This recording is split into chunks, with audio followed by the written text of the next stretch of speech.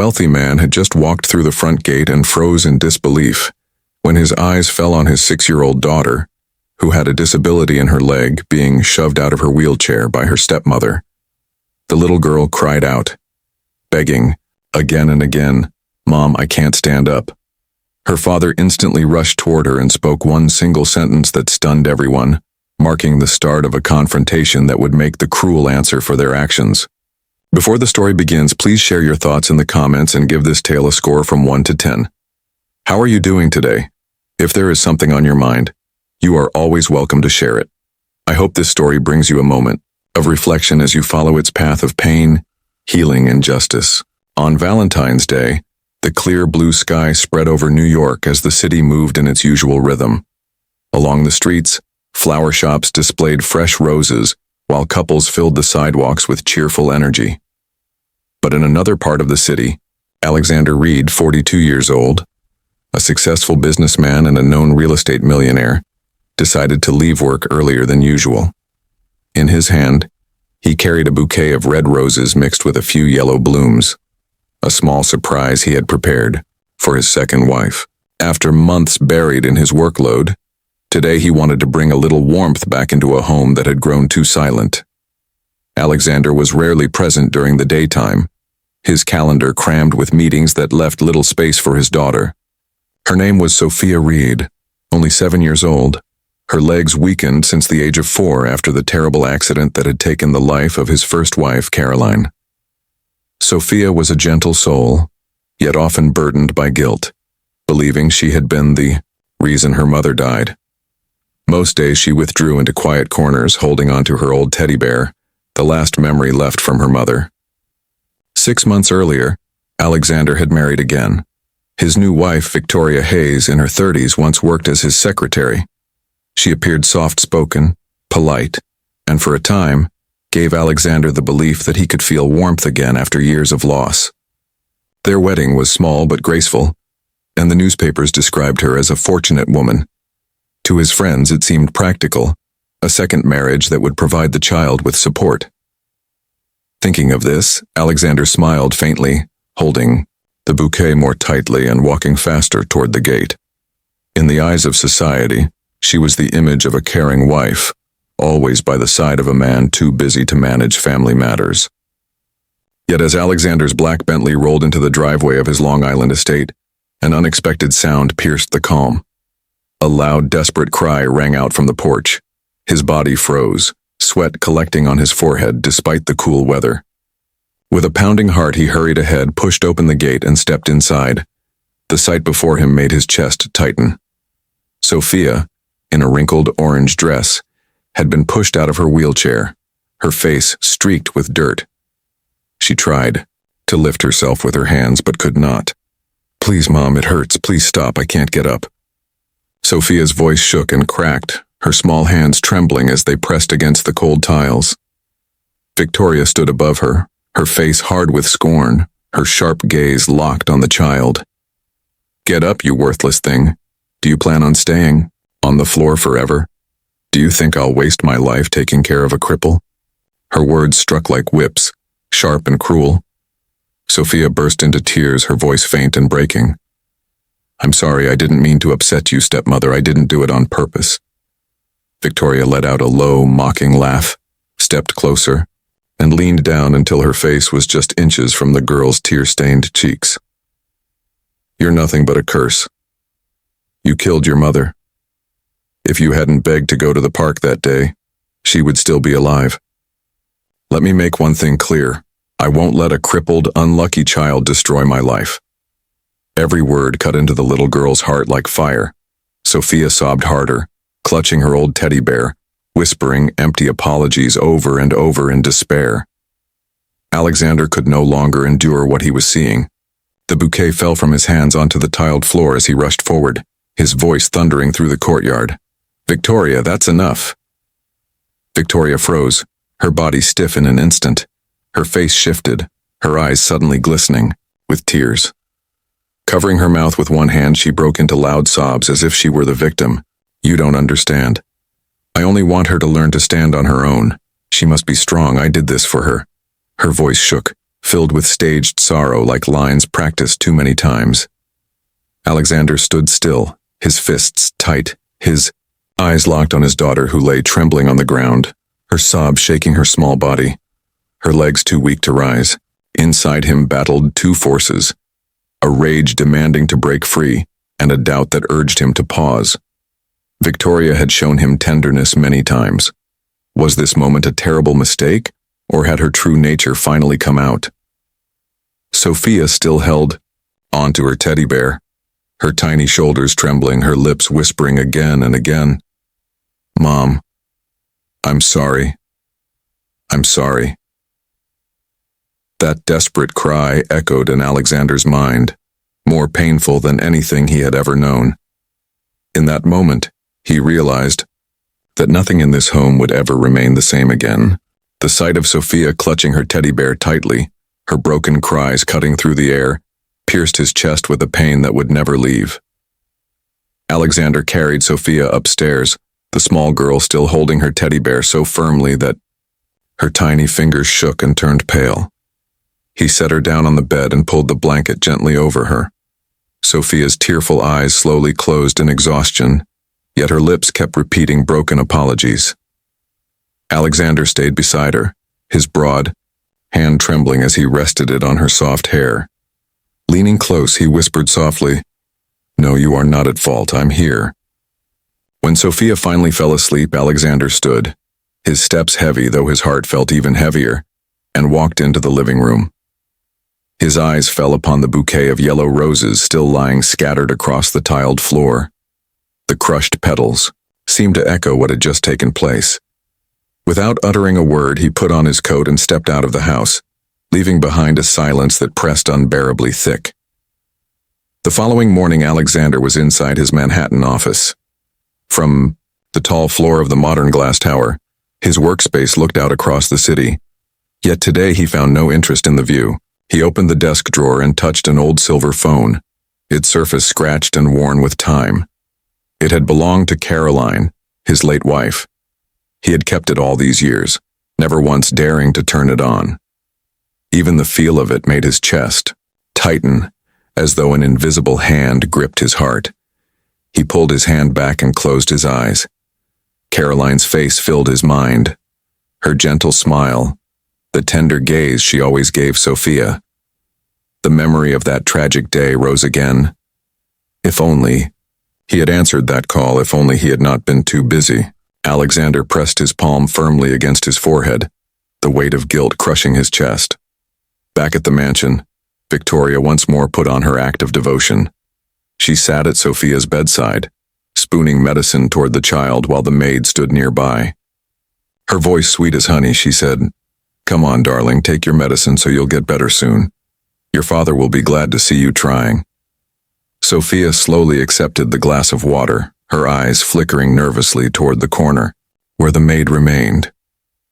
When the door closed, Victoria's voice dropped, her face hardening instantly. "Swallow it. Stop pretending to be pitiful in front of your father. I don't have time to indulge you." Sophia trembled, whispering in a small voice, "I'll try, please don't be upset, Mom." Victoria straightened, flicking her hair aside, a cold smile curling across her lips as she looked at Sophia. That afternoon, the room seemed to turn colder when Nathan Cole arrived. He was Victoria's cousin in his early 30s, wearing a sharp tailored suit but carrying eyes that shifted with unease. Nathan worked in finance and had lately been appearing at the Reed home far more often than usual. In the living room, Nathan spoke quietly. "You need to keep Alexander distracted. His mind is only on the girl now, and that is our chance." Victoria folded her arms and leaned back in the chair. "Do you think I don't know? I've planted in him the belief that I am devoted, that everything I do is for the girl. He is far more trusting than you realize." Nathan's lips curled into a smirk. "Good. When the company shares are moved, half will be yours. I'll manage the paperwork. All we need to do is wait for Alexander to collapse." The faint sound of glasses touching followed, the two raising their wine as though to celebrate a victory not yet won. At the staircase corner, Sophia sat huddled in her wheelchair, clutching her teddy bear, her heart racing wildly. She could not fully understand the words the adults used, but the coldness in their eyes and that sly smile filled her with fear. Night came, and Alexander's Manhattan office stood silent. The desk lamp cast his shadow across the pale wall. He opened his laptop, scanning through the financial reports, yet his mind could not stay on the numbers. His phone buzzed. A new message appeared from an unknown sender. Open the phone and you will know who truly stands beside you. Alexander froze. His eyes drifted toward the silver phone inside the drawer. His chest grew tight as his shaking hand slowly reached out. Fear and hope collided inside him like a weight suspended above his head. His breath turned heavy, his grip on the phone tightening, his heartbeat racing. A part of him wanted to throw it away forever, yet another part yearned to uncover the truth hidden inside. Alexander sat motionless in the dark. The faint glow of the screen lit his face, while his eyes filled with hesitation. The truth might destroy him, but it could also set him free, and deep down he knew he could not escape it any longer. His hand clutched the silver phone tightly. The bluish light from the screen cast across his face in the quiet room, his heart pounding so loud, it almost seemed audible. After a long pause, he drew in a deep breath and pressed play. On the screen appeared a folder. Inside it, a video file marked with the exact date of that tragic night. Alexander's chest tightened, his finger trembling as he tapped it. At once, Caroline appeared. She sat inside the old car, her face pale yet still carrying a gentle smile. Her voice came through warm, though faintly shaking. Alexander, if anything happens to me, please protect our little girl. Don't let her believe she was the cause. She is the last light we share. Alexander's shoulders sagged as though a heavy weight had been forced upon him. He fell into the chair, tears spilling uncontrollably, the sobs he had buried for years breaking free in ragged cries. But the video continued. At the very end came the chaos of blaring car horns and Caroline's desperate voice. Can you hear me? Please answer. Sophia, our little girl. The sound broke off, fading in and out, and then went silent. Alexander quickly pulled up the call history. A flood of missed calls appeared, everyone from Caroline, on the night of the accident. He remembered that evening clearly. His phone had flashed network error again and again. At that time, he thought it was only a system fault. But now, staring at the screen, his chest tightened. Who had stopped those final calls? He jumped to his feet, rushing toward the window, his hands shaking hard. Only one thought filled his mind. If it wasn't me, then whose fault was it? Upstairs in the mansion, Sophia slept peacefully. The night light cast her small shadow across the wall. Her lips moved faintly as if speaking to someone unseen. Mom, hold my hand, please. She turned in her sleep, clutching the old teddy bear. In her dream, Caroline appeared, reaching toward her. When Sophia startled awake, her eyes still wet, she saw her father's figure standing in the doorway. Daddy. Her voice trembled. Daddy. I think in my dream, Mom Caroline told me not to be afraid anymore. Alexander froze, his chest gripped as if by an unseen hand. With tearful eyes, he stepped forward and sat beside her. He said nothing, only stroked her soft hair as tears slid down his weary face. Sophia looked up at him, her eyes glowing faintly with a fragile yet real light. In that brief moment, Alexander saw his daughter no longer entirely held by fear. The following morning, Victoria Hayes entered the living room in an elegant red dress. She studied Alexander closely, noticing the weariness still etched on his face. You stayed up all night, didn't you? You must not exhaust yourself. The little girl needs a strong father. Alexander lifted his eyes, staring straight at Victoria. He wanted to demand the truth, to know if she was the one who blocked Caroline's calls. But no words left his lips. He had no proof, only a suspicion burning like fire inside his chest. Victoria stepped closer, rested her hand on her husband's shoulder, and spoke in a gentle tone. Everything I do is for you and your daughter. Please trust me. Alexander said nothing, Yet inside his heart a sharp question echoed. Could it be? Was it truly Victoria? He later stood before the mirror staring at his thin and weary reflection. In his eyes, pain was slowly turning into determination. He understood the truth was hidden inside this house, and sooner or later it would come to light. The following morning, Alexander was about to step out when the faint sound of wheels echoed in the hall. He turned quickly and saw Sophia rushing, spinning her wheelchair toward the garden gate. Her head hung low, arms wrapped around her teddy bear, shaky fingers pushing the rims. Alexander followed a few steps, then froze. He watched his daughter slip quietly through the small gate, her wheelchair rolling toward the home next door. He didn't call out. His chest felt heavy, pressing down with silent weight. The house Sophia entered belonged to Margaret Johnson, a neighbor in her 60s. Mrs. Margaret had lost her husband years ago, lived alone, and was deeply loved by everyone nearby for her kindness and honesty. When the door opened, she was shocked to see Sophia sitting small and fragile in her chair. "Oh my, did you come all by yourself?" she asked softly, bending down with concern. Sophia nodded faintly, lips pressed tight. Mrs. Margaret guided the chair inside, then placed a warm cup of cocoa on a small wooden table.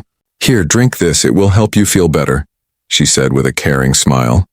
Sophia lifted the cup with both hands, her lips trembling, and before she could drink, tears poured out. She broke down, sobbing into the table.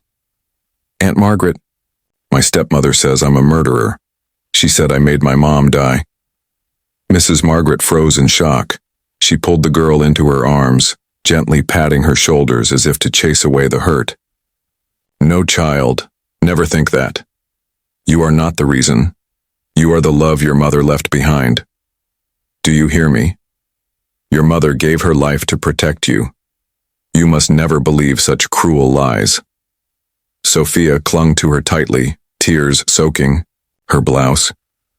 "But I'm so afraid. My stepmother looks at me like she wishes I wasn't here. I feel like I'm just a burden." Mrs. Margaret held her closer, her voice steady and warm. "Listen to me, little one. You are not a burden. You are light, and I will remind you of that always." Outside the window, the shadow of a man slipped past. In his hand he held a phone, secretly recording the tender embrace inside the room. He was one of Nathan Cole's men, assigned to keep an eye on the Reed family. With a sly grin, he slipped back into the night. By late afternoon, Alexander knocked on Mrs. Margaret's door. His worry grew when he noticed Sophia sitting quietly in her wheelchair near the corner, her eyes still swollen but calmer than before.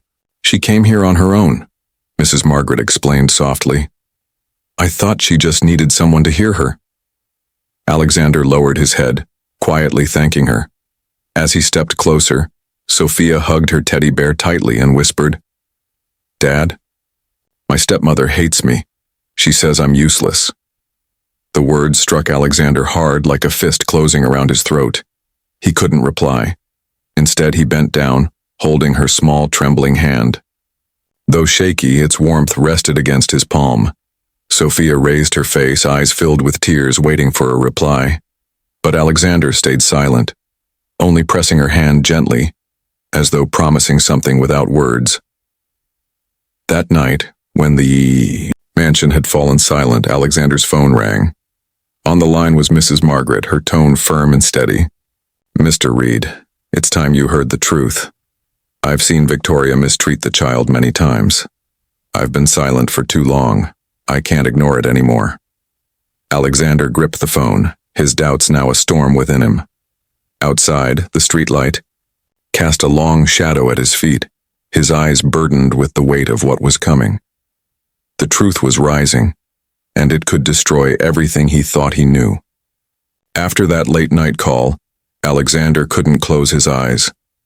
He stayed in his study, the desk lamp shining dimly over his tense face. Margaret's words cut into him again and again. He realized he couldn't stay quiet any longer. The next morning, Alexander took Sophia away from the mansion. Her wheelchair was folded neatly in the car's back seat, while the little girl hugged her teddy bear tight, silent throughout the ride. Her swollen eyes showed she hadn't slept all night. Their drive ended at a modest building outside of town. A sign above the door read, Rachel Simmons, Ph.D. in Child Psychology. Rachel, in her early 40s, wore her brown hair neatly tied back, her eyes kind and bright. She had once worked at a large medical center in Boston before opening her own private practice. Alexander carefully pushed Sophia's chair inside, his voice uncertain as he introduced her. "This is my daughter Sophia," Alexander said softly. "I think she needs help." Rachel smiled kindly and lowered herself to the child's level. "Hello, Sophia. Would you like to sit here holding your teddy bear today, or would you like to sit and talk with me?" Sophia stayed quiet. She only clutched the bear tighter, her eyes pulling away nervously. Rachel didn't force her. Instead, she sat back in a chair, her voice calm and warm. "You don't need to be afraid here. No one will blame you for anything. You only have to share what's on your mind." The room grew still. The clock ticked in the background. Then suddenly Sophia broke down, tears running as her words came out shaky one after another. "I killed Mom. That's what my stepmother said. If I hadn't begged her to take me to the park, she wouldn't have died." Alexander froze, sinking heavily into a chair with his hands covering his face. For the first time, he heard his daughter release the guilt that had been crushing her.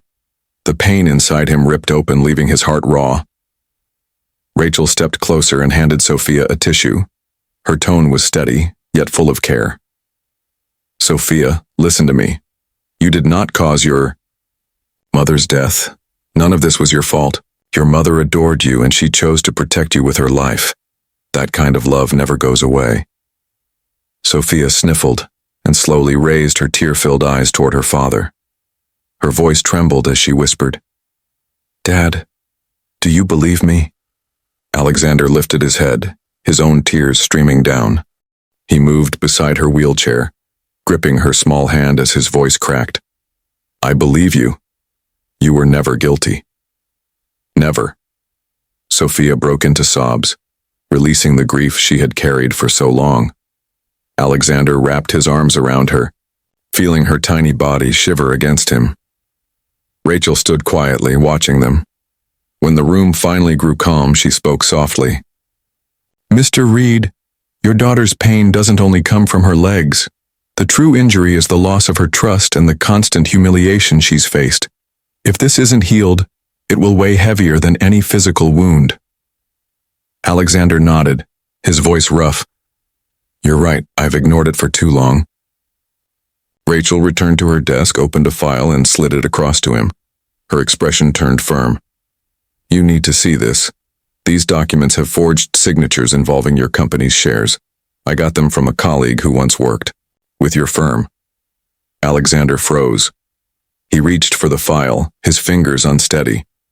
The papers felt heavier than stone, carrying a threat far deeper than he had ever expected.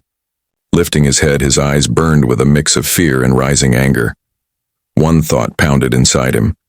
Someone within these walls is betraying me. He walked out of the therapy room, the forged file still clenched tightly in his hand. The fake signatures seemed to twist and move before his vision. With every step, the weight of the truth pressed harder, warning him that the darkest confrontation was near. Meanwhile, in Brooklyn, inside a cramped and shadowy office, a pale yellow lamp cast light over two ruthless faces. Nathan Cole leaned, back in his chair, his tailored suit crisp, his mouth forming a sly smirk. Across from him, Victoria Hayes folded her arms, her stare sharp and unfeeling. Nathan leaned forward, his tone steady but firm. "We need to send the girl to a special institution, a home for disabled children. She will stay there permanently. That way Alexander won't be tied down anymore, and the shares will fall right into our hands." Victoria let out a thin laugh, her voice hissing between tight lips. "Exactly. The child is nothing but dead weight. Once she's removed from the house, I'll have full control. He's always been pathetic when it comes to her." Nathan opened his briefcase, pulling out a thick pile of prepared papers. "These documents are ready. If Alexander signs them, or if we forge it instead, everything becomes legal." Victoria's eyes gleamed as she nodded in satisfaction. But across the street, hidden in the shadows, a woman observed silently. She was Laura Mitchell, a private investigator in her 30s. With her short hair and strong frame, she carried the confidence of her past as a police detective. Now running her own firm, she handled delicate cases that demanded secrecy. At Alexander's private request, Laura had been trailing Victoria and Nathan for weeks. With her compact camera in hand, she recorded their every move. Each paper, Nathan displayed every gesture Victoria made was captured frame by frame. The lens even caught Victoria signing one of the drafts. Checking her photos, Laura's jaw set with determination. Tonight, Alexander would finally have undeniable proof. That evening, the Reed mansion glowed with warm golden light.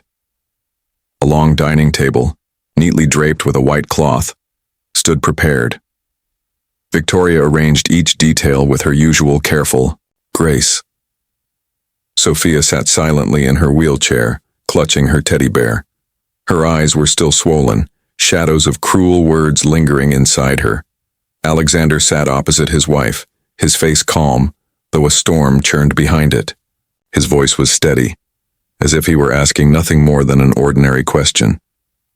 "Do you think Sophia is getting better?" Victoria paused for a second, then forced a polite smile.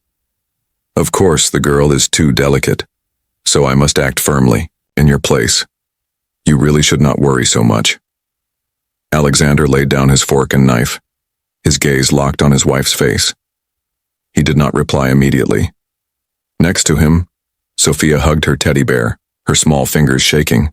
Alexander turned to his daughter, and in her eyes he saw a fear that never faded, a fear so deep it had stripped her spirit, leaving her fragile like something slowly fading away. He swallowed and let out a long breath. The atmosphere at the dining table grew so heavy it seemed almost unbearable. That night, after everyone went to their rooms, Alexander stayed alone in the library. The desk lamp cast its glow over a folder of papers. The soft buzz of his phone broke the silence. A message from Laura Mitchell appeared, followed by several attached photos. He opened them. In the pictures, Nathan Cole was signing a contract. Right beside him, Victoria Hayes rested her hand on Nathan's shoulder, her eyes shining with triumph. The words on the paper were blurred, yet clear enough for him to recognize. His own name had been forged. Alexander froze. His grip on the phone tightened until his knuckles turned white. Fury exploded in his chest, mixing with grief. He realized the mask was breaking apart and soon everything would collapse. Leaning back in his chair, he stared at the final image, his name, twisted into a weapon of betrayal. Inside his mind, a whisper rose like a vow. "Enough, Victoria. The time has come to end this. The truth will finally speak."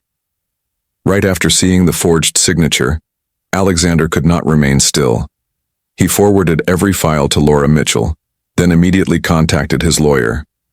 The following morning, he guided Sophia's wheelchair into a law office in Midtown. The girl clung to her teddy bear, her tired eyes softer but still cautious. Attorney David Clark, in his early 40s with a lean frame and steady tone, shook Alexander's hand, bent down to greet Sophia, and then led them, along with Margaret Johnson, into a private meeting room.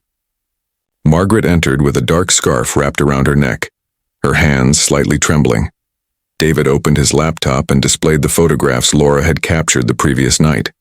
Speaking carefully so no detail was missed, he explained, "We have strong grounds to request a search warrant, but to block every possible escape, I want to strike openly, right in front of the board of directors, at the exact moment." Margaret drew a shaky breath, her eyes moving from Sophia to Alexander. "I stayed silent too long, but I'm not scared anymore." Alexander gave a slow nod, his voice firm and steady. "Then I'll be the one to take the lead in this ending. I'll sign in front of them." Sophia sat quietly in the corner, clutching her teddy bear. She studied her father's face as he spoke, and for the first time she felt he was truly standing with her. Leaning closer, she whispered softly, "Dad, I'm here." David pushed a pile of envelopes across the table toward Alexander. "This is the prepared set. The version you'll sign is only bait. Every real page has already been sealed away. Once Nathan Cole makes his move, the police will step in and take it all. He continued firmly. Sheriff Robert Hayes and his team will be waiting on the signal. The moment Nathan signs, the warrant goes into action. Hayes has no family ties to Victoria. He's known for being strict. Alexander exhaled, his gaze turning toward Sophia. We do it today. The Manhattan boardroom was filled with bright light. On the polished wooden table sat glasses of water and rows of fountain pens ready for use. Nathan Cole sat on the left side, barely hiding his grin. Victoria Hayes wore a deep blue dress, her jewelry shining, her face calm but her eyes sharp as ever. A few shareholders lingered close by, whispering about the importance of the coming transfer. Alexander entered carrying a thin folder. Taking the chairman's seat, he poured himself water and sat with composed silence. David Clark stood near the edge of the table, blending in as if he were only another lawyer there to observe. Nathan leaned in eagerly. Alexander, good. Now we can end the doubts and settle everything for the company's future. Victoria gave a sweet smile. You're doing the right thing. I told you. I've always stood for family. Alexander opened the folder, laying out the bait papers. He turned each page slowly, as any cautious man would, then pushed the contract toward Nathan. Look through it again. Nathan took the pen, scanning the sheets. Perfect. Alexander's voice dropped, his eyes locking on Victoria. Before I sign, I want to hear again your view of family. Victoria didn't pause. Her tone was hard. You need a strong wife. The girl must have special care. Once she's stable, your mind will be free and the company will rise just as you dreamed. A heavy silence filled the boardroom. Alexander looked down at the table, noticing that for the first time his hands had stopped trembling. Alexander slid the pen toward Nathan. All right. Sign it. Nathan lifted the pen, the tip about to touch the paper, when suddenly, the boardroom door slammed open. Heavy boots echoed. Sheriff Robert Hayes stormed in with 2 deputies and 2 investigators, a search warrant held high. He looked about 50, his eyes sharp, his voice cutting like steel. County police, we have a warrant to search and seize all records. Nathan froze, his hand stiff in midair. Victoria shot up from her chair, her voice shrill. You set me up. David Clark stepped forward, dropping the warrant onto the table. No one set anyone up. The law is finally doing its work. One officer immediately secured the bait contract into an evidence bag. Another pulled a folder from Nathan's briefcase. Inside was the real forged document with Alexander's signature. A forensic camera snapped as the proof was captured. Victoria staggered, then screamed, Alexander, you'll regret humiliating me. Alexander's eyes locked on hers, his tone eerily steady. No, Victoria. You trapped yourself. Sheriff Hayes gave a curt nod. Cold handcuffs clicked onto Nathan's wrists. Victoria struggled wildly, but 2 deputies pinned her by standard procedure. Amid the commotion, Alexander's thoughts drifted to Sophia, to the tiny hand that had clung to his that very morning. He drew a deep breath, standing taller than before, as if stepping out of years of darkness. Victoria was dragged to the door, her hair tangled, lipstick smeared. She twisted her head back, hissing one last curse through clenched teeth. You will lose everything, even that crippled child. The air froze, the words slicing the room like a blade. A deputy yanked her away, and the door slammed shut. Silence fell heavy as stone. Alexander's fist tightened. Only one thought burned inside him now, to take Sophia away from fear forever. In the hall, Sheriff Hayes turned slightly toward David and muttered, Step 1 is complete. Step 2, the courtroom. That very afternoon, after Victoria had been taken into custody, Alexander completed the signing with the police present. He called home for Sophia's things to be packed, then personally wheeled her toward the waiting car. I'm here, he said simply, as the Bentley carried them straight to the New York family court. The next morning, the courthouse corridors were crowded. The press swarmed outside but were blocked by judicial officers in white uniforms.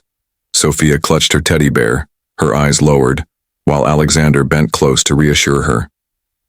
Beside them, Attorney David Clark carefully reviewed the case files. The case files and the USB engraved with Caroline's name rested on the desk. His voice was calm and steady. Today, we let the truth speak. Courtroom 4 opened as Judge Eleanor Brooks entered, her steps firm and dignified. In her 50s, she was respected for her strict independence. The bailiff called for order, and silence filled the air. Across the aisle, Victoria Hayes appeared in a stylish dress, her eyes swollen from tears, seated beside Attorney Charles Bennett. Just behind them sat Nathan Cole with his lawyer, his face drawn tight. David Clark began, his tone firm but never loud. Your Honor, we present evidence of the defendant's emotional abuse toward a child, along with the plan to seize control of assets. At the heart of this trial is the safety of Sophia Reed. He inserted the USB, and the main screen came to life.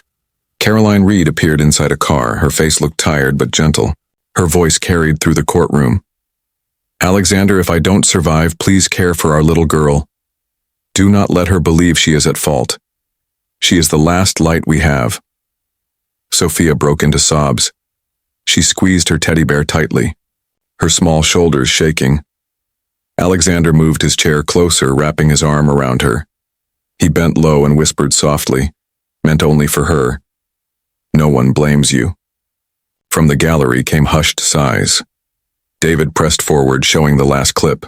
Sirens, heavy breathing, and unanswered calls filled the screen. A flood of missed calls flashed before the image went black. David spoke clearly. Your Honor, the records show that urgent calls never reached Mr. Reed the night of the crash. The interference was tied to the defendant, who managed both his schedule and work phone during that time. Additional electronic proof will be submitted. Margaret Johnson was called to the stand. She walked carefully, clutching the edge of her blouse. David asked directly, "What did you witness in the Reed household?" Her voice shook but remained steady. "I heard it myself. She called the child useless. She said the girl killed her own mother. I was scared and kept quiet. Too long. I cannot stay silent now. I only want Sophia safe." Attorney Bennett rose for cross-examination. His tone tried to stay calm. "Do you hold any personal grudge against my client?" Margaret shook her head firmly. "No, I only speak the truth. I act only as my conscience demands." The courtroom buzzed with whispers until Judge Brooks struck the gavel and demanded silence. Dr. Rachel Simmons took the stand, briefly explaining her background in child therapy before beginning her report. Her tone was calm and warm. The child's pain is not limited to her physical mobility struggles. The deeper wound lies in broken trust and constant words meant to humiliate. Stomach pain, sleepless nights, and panic whenever she hears footsteps are all classic signs of emotional abuse. If ignored, these effects continue well into adulthood. Bennett asked, "Doctor, do you have proof these words came from my client?" Rachel replied, "Yes. The child's testimony has never wavered. Neighbors confirmed similar accounts and her clinical responses support this. More importantly, the detective's recordings reveal the defendant plotting to separate the child from her father." David then presented additional evidence from Laura Mitchell, including photographs and a detailed timeline. Victoria burst into tears, wiping her face repeatedly. "I only wanted the best for her. She must learn to be stronger. I never abused anyone." David kept his tone steady. "No, you only wanted the best for yourself. Once the child was gone, control of her father's property would fall into your hands." Judge Brooks leaned forward. "Do you have anything to present beyond emotion?" Victoria pressed her lips tightly. "I acted as any mother would." Brooks turned to David. "What is your request on emergency protection?"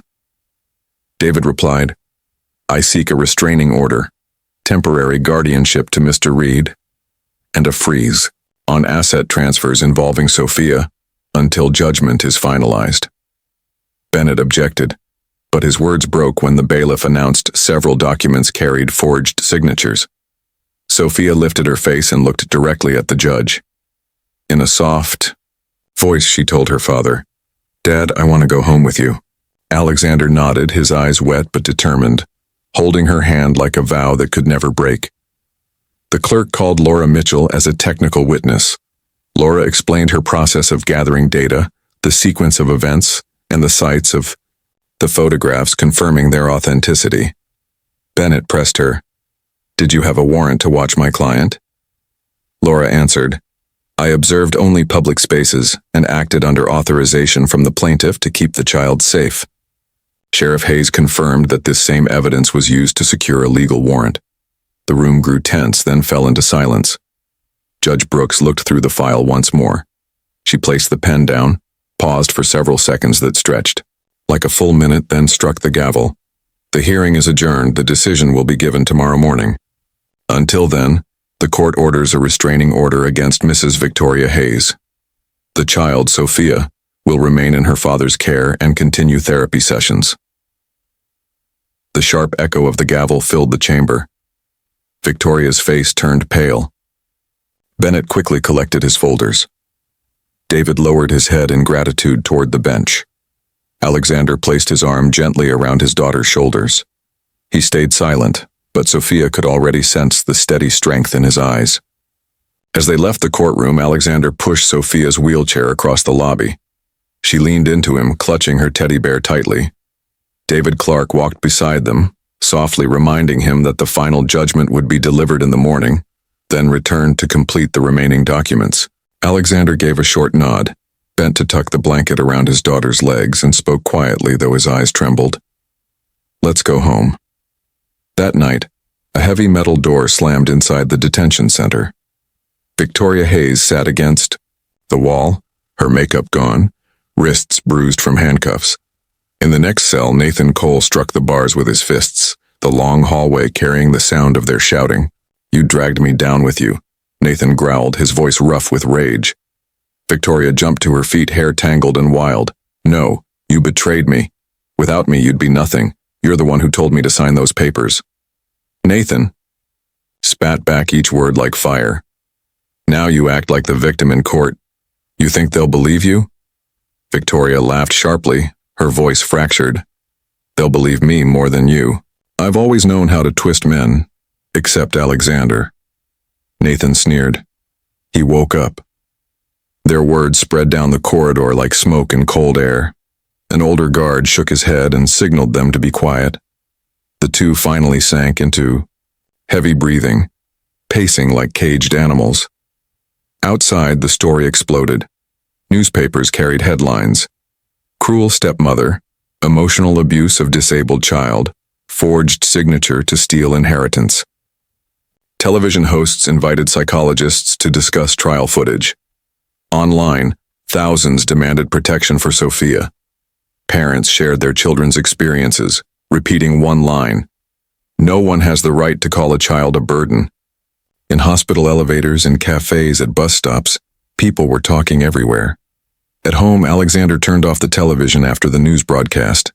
He didn't want Sophia to hear any more of it. She was slowly drifting off to sleep, her tiny hand still clutching the edge of his shirt. Alexander gently ran his fingers through her hair and then sat down on the floor beside her bed, leaning back against the wall.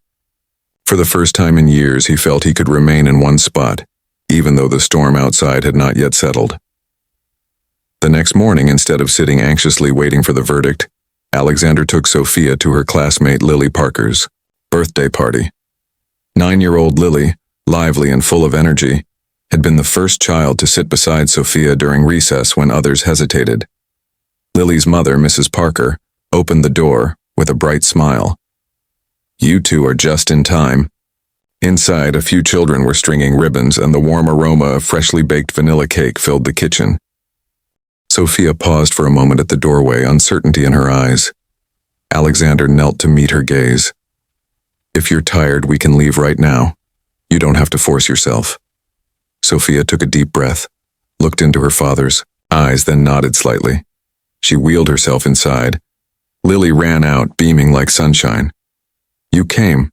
I saved a spot right next to me." She moved a chair close to Sophia's wheelchair and placed a sparkly birthday hat on the table.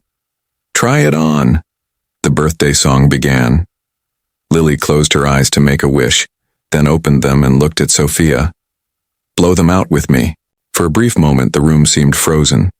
Alexander saw his daughter's shoulders tense, hands gripping her teddy bear. He was about to intervene when Sophia lifted her head slightly and whispered, "I want to try." Lily leaned in, counting, softly.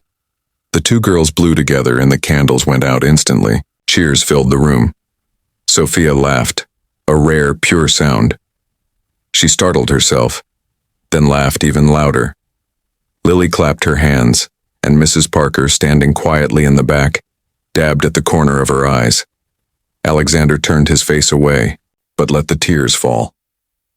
These were no longer tears of weakness. They were a gift he had waited years to receive. The children began passing slices of cake. Lily leaned in close and whispered, "Are you still scared to go to school?" Sophia thought for a moment and shook her head. "With you, I'm less afraid." "Then I'll be here," Lily said, her voice calm and steady, like a promise. Alexander watched the two girls talking quietly and felt a heavy weight lift from his heart. He lowered himself onto a wooden chair by the window, the morning light spilling across the floor. From the small kitchen Mrs. Parker had arranged for parents, he ordered a black coffee. She handed him the warm cup gently and said softly, "That little girl is brave, and today, her father is brave too." Alexander nodded and smiled, quietly thanking her. When it came time for the gift exchange, Lily handed Sophia a stretchy bracelet with letter beads. The beads spell brave. "Keep it," Lily said, "so you'll remember how strong you are." Sophia held out her left hand, and Lily carefully slipped the bracelet onto her wrist.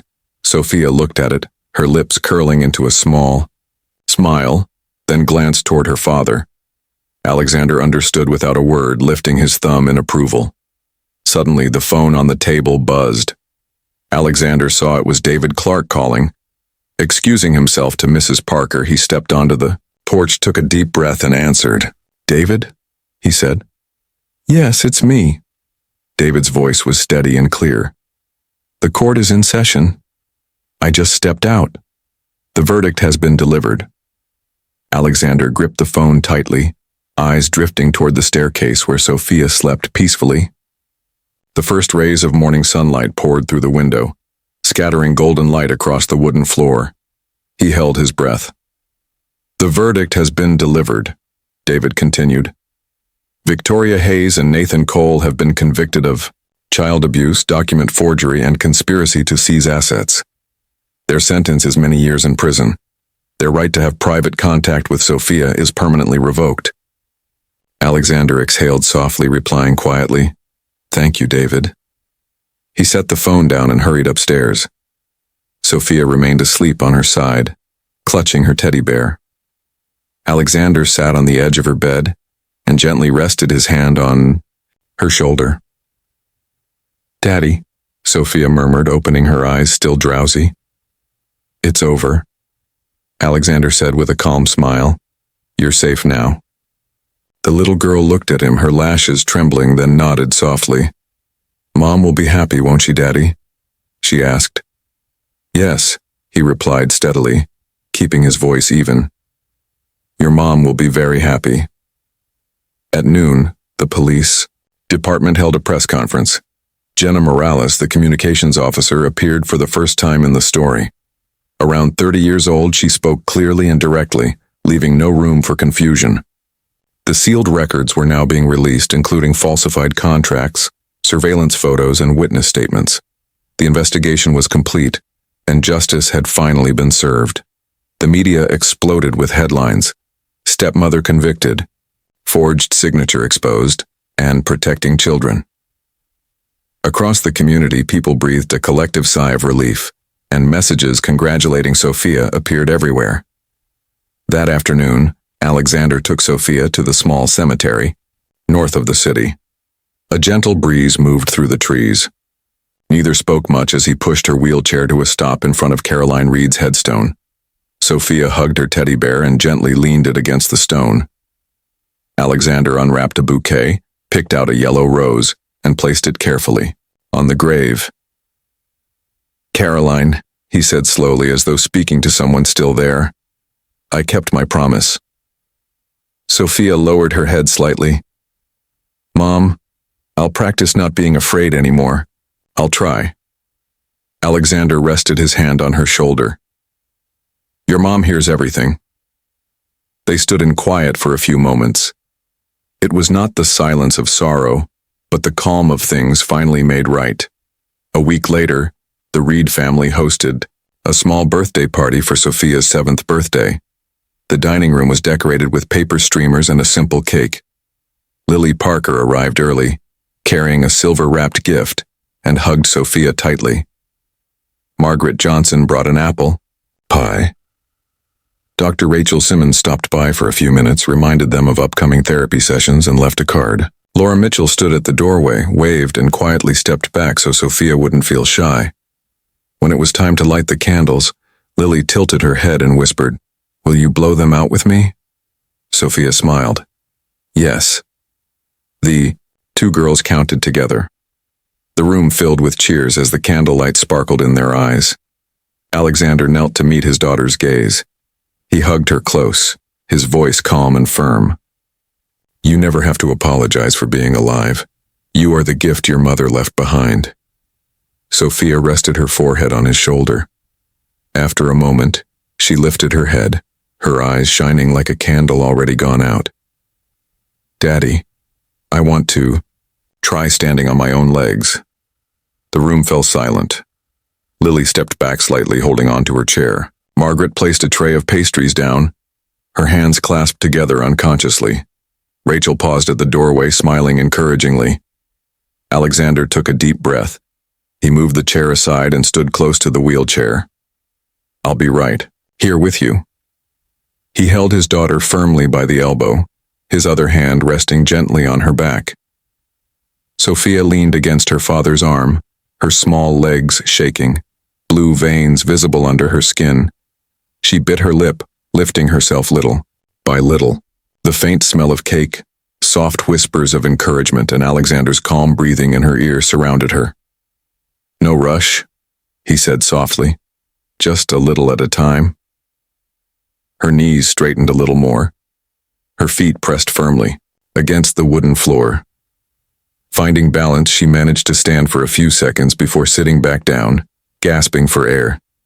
Yet her smile bloomed wide, like Lily's bow. "I did it," Sophia said, her voice trembling but full of pride. "Yes," Alexander replied, his eyes glistening, "and tomorrow we'll try again." Laughter erupted, filling the room. Lily clapped her hands. Margaret wiped a tear from her eye. On the edge of the table, a leftover candle dripped onto a porcelain dish, quietly marking the progress Sophia had made. Taking her father's hand once more, Sophia tried again, this time steadier and longer. Their eyes met, shining brightly. Ahead of them, the path no longer held darkness, only small, certain steps taken together. Dear friends, we have just witnessed a journey filled with tears, yet overflowing with hope. The story of little Sophia, disabled and tormented by her stepmother who once cried out in despair, "Mom, I can't stand up," shows us something profound. At that moment, her millionaire father, Alexander, rushed forward, shouting loudly, "Stop the cruelty." This moment reminds us that evil may hide behind a sweet facade, but the truth cannot stay buried forever. Victoria and Nathan eventually faced harsh justice, proving that while justice may be delayed, it is never absent. Above all, we have seen the resilience of a small child. Sophia did not just rise on legs marked by pain. She rose through love and the belief that she deserves to live and to smile. The message, story 4. Heart wishes to share through these moving stories is clear. Good people will ultimately be rewarded, and the wicked will face the consequences they deserve. No matter how thick the darkness, a single act of kindness can still light the way. But now we ask you, if you were Alexander, would you have the courage to confront the truth and expose wrongdoing, even if it came from someone under the same roof? If you were Sophia in the depths of despair, Would you still believe that one day you could rise again? And do you trust that in your own life, no matter the suffering, justice and love will find you in the end? Please share your thoughts in the comments below. Every word you write is not only a source of motivation for this channel, but also a comfort for those who may be facing the same struggles. Sophia faced challenges in real life, and her story shows the power of courage and love. I also want to ask, how are you today? Feeling tired after a long day? Let me know in the comments so I can send you little doses of encouragement and good wishes in the upcoming episodes of Heartwarming Stories. With Tale Trust, every viewer isn't just a listener. They become part of a small family where we share, support, and heal together. Thank you for being with us. Don't forget to subscribe to Tale Trust to continue following these heart-stirring journeys, where evil is always revealed and goodness is always honored. Sometimes just one small story is enough to give us more faith, more warmth, and the strength to keep moving forward in life.